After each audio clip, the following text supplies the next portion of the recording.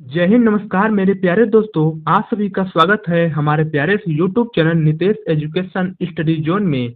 अगर आप SSC GD 2025 की तैयारी कर रहे हैं तो ये वीडियो आपके लिए बेहद ही इम्पोर्टेंट होगा, जो कि आज हम 20 ऐसे प्रश्नों को कराने वाले हैं जो कि कई बार आपके एग्जाम में रिपीट हुआ है। तो इस वीडियो को आप शुरू से लास्ट तक देखिए। तो चलिए हम अपने टॉपिक पर आते हैं। तो इससे पहले आप इस चैनल पर नए हैं तो अपना छोटा सा प्यार दिखाते हुए आप चैनल को एक सब्सक्राइब कर दीजिए। तो चलिए स्टार्ट करते हैं। तो पहला प्रश्न है हमारा, निम्न में से किस अवस्था का आयतन व आकार दोनों निश्चित होता है। इसके साथ साथ हम चारों ऑप्शन का भी थोड़ा थोड़ा एक्सप्लेन करते चलेंगे, ताकि अगर आपको एग्जाम में आपको ये प्रश्न ऑप्शन से दूसरा प्रश्न बना दिया गया तो उसको भी आप सही कर सकेंगे। तो इसका सही आंसर क्या होगा, किस अवस्था का आयतन व आकार दोनों निश्चित होता है। तो इसका सही आंसर होगा ठोस अवस्था का आयतन व आकार दोनों निश्चित होता है।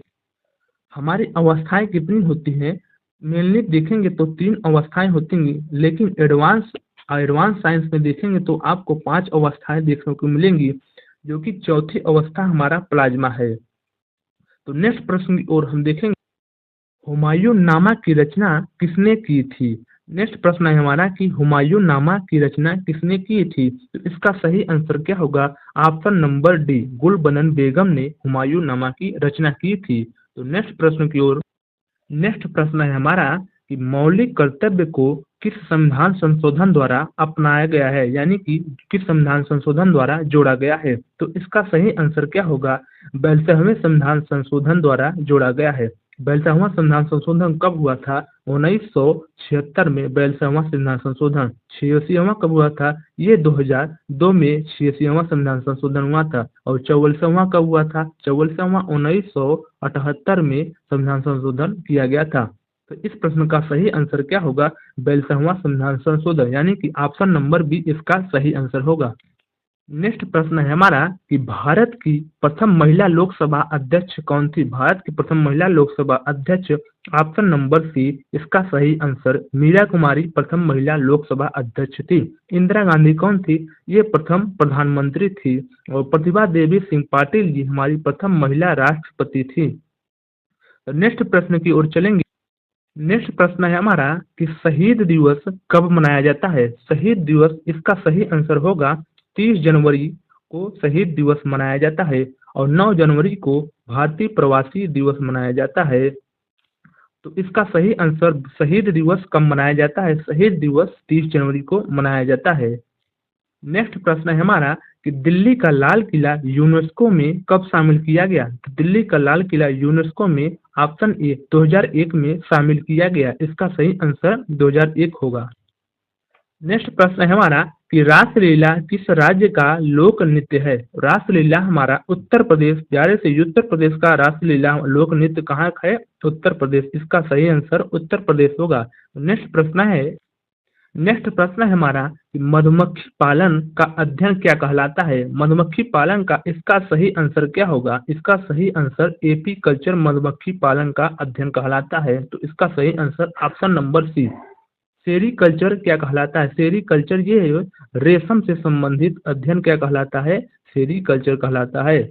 और पीसी कल्चर किसे कहते हैं, मत्स्य पालन संबंधी क्या कहलाता है, हमारा पीसी कल्चर कहलाता है। तो नेक्स्ट प्रश्न देखेंगे कि कुम्मी नृत्य किस राज्य में मनाया जाता है। कुम्मी नृत्य, इसका सही आंसर होगा ऑप्शन नंबर ए, तमिलनाडु में कुम्मी नृत्य मुख्य रूप से मनाया जाता है।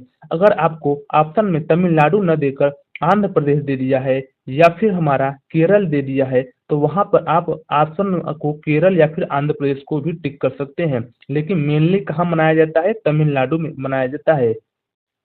अगर आप एक बात ध्यान दें कि अगर लोक नृत्य जो हमारा दिया रहता है, वो मुख्य रूप से जो राज्य आपको याद है वो न देकर उसके आस पास के जो पड़ोस राज्य हैं, अगर उसको भी दिया है तो उसको भी आप सही कर सकते हैं, क्योंकि ये जो लोक नृत्य मनाया जाता है सिर्फ उसी राज्य में, उसके आस पास जो पड़ोस राज्यों में भी थोड़ा बहुत मनाया जाता है। तो नेक्स्ट प्रश्न है हमारा कि भारत की 5वीं पंचवर्षीय योजना का मुख्य उद्देश्य क्या था। भारत की 5वीं पंचवर्षीय योजना का मुख्य उद्देश्य गरीबी उन्मूलन, यानी कि गरीबी को हटाना 5वीं पंचवर्षीय योजना का मुख्य उद्देश्य था। ये अन्य उत्पादन, ये किस पंचवर्षीय, ये पहली पंचवर्षीय योजना का मुख्य उद्देश्य, ये उद्योग लगाना या कारखाना लगाना, ये किसका उद्देश्य था, ये हमारी दूसरी पंचवर्षीय योजना का मुख्य उद्देश्य था। नेक्स्ट प्रश्न है हमारा कि जीएनपी का फुल फॉर्म यानी फुल नेम क्या होता है। जीएनपी का फुल नेम हमारा होता है ग्रॉस नेशनल प्रोडक्ट, यानी कि ऑप्शन नंबर डी हमारा सही है, ग्रॉस नेशनल प्रोडक्ट। और यहीं पे आप जीडीपी का फुल फॉर्म देखेंगे तो जीडीपी का फुल फॉर्म क्या होता है, ग्रॉस डोमेस्टिक प्रोडक्ट। अगला प्रश्न है हमारा, नेक्स्ट प्रश्न है हमारा कि राज्य के मंत्रिपरिषद की नियुक्ति किसकी सलाह पर किया जाता है। तो राज्य के मंत्रिपरिषद जो होते हैं वो हमारे मुख्यमंत्री के यानी कि सीएम की सलाह पर, मुख्यमंत्री की सलाह पर किया जाता है।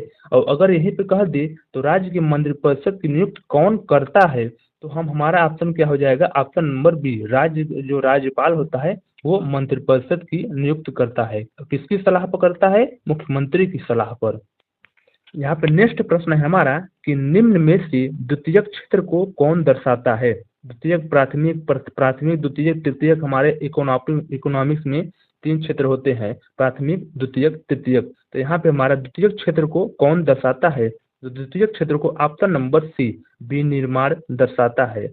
और यहाँ पे गलत हो गया है, थोड़ा सा मिस्टेक, यहाँ पे कृषि नहीं, यहाँ पे कृषि होगा। कृषि कौन दर्शाता है, और खनन को ये हमारे प्राथमिक क्षेत्र दर्शाता है। कौन दर्शाता है, प्राथमिक क्षेत्र। इसका सही आंसर होगा कि विनिर्माण को द्वितीय क्षेत्र दर्शाता है।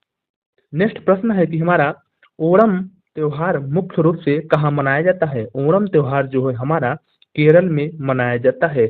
अगर आपको लोक नृत्य याद करनी है तो इस चैनल पे हमारी फर्स्ट वीडियो लोक नृत्य की पड़ी हुई है, और सेकंड वीडियो हम कुछ दिन में भी अपलोड कर देंगे। आप उसे जाकर लोक नृत्य को ट्रिक से याद कर सकते हैं। लगभग हम 80 प्लस प्रश्नों को ट्रिक से याद कराए हैं। तो ओणम नृत्य कहाँ, ओणम त्योहार कहाँ मनाया जाता है, ओणम त्योहार जो हमारा केरल में मनाया जाता है। अब इसे कैसे याद करें, ट्रिक देख लीजिए। केरल, केरल से माना हमारा क्या, केला, केला के हम लोग ओढ़ते हैं, केला ओढ़ते हैं, ओढ़ना मतलब खाते हैं। तो ओणम बन गया हमारा, केला क्या करते हैं, ओढ़ते हैं। तो केरल से कहाँ बन गया हमारा ओणम त्योहार। नेक्स्ट प्रश्न है हमारा, असहयोग खिलाफत जनवरी में कब प्रारंभ हुआ था। जनवरी किस माह यानी कि जनवरी माह में कब प्रारंभ हुआ था, तो इसका सही आंसर होगा 1921 ईस्वी में, ऑप्शन नंबर बी इसका सही आंसर होगा। तो नेक्स्ट प्रश्न है हमारा कि भारतीय मूल अधिकार कहाँ से लिया गया है। तो भारतीय मूल अधिकार जो है हमारा ऑप्शन नंबर ए, अमेरिका यानी कि यूएसए से लिया गया है।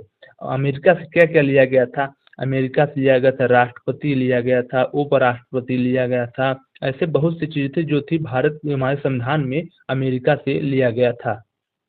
अगला प्रश्न है हमारा कि नालंदा विश्वविद्यालय की स्थापना किसने की थी। नालंदा विश्वविद्यालय की स्थापना हमारे कुमारगुप्त द्वारा किया गया था। कुमारगुप्त द्वारा नालंदा विश्वविद्यालय की स्थापना की गई थी।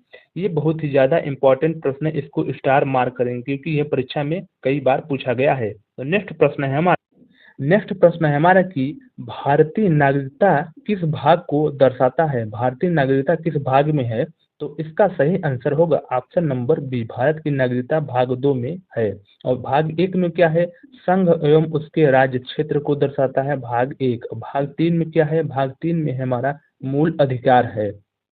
इसी प्रकार 22 भाग है हमारे संविधान में, अलग अलग कार्यों का उल्लेख किया गया है।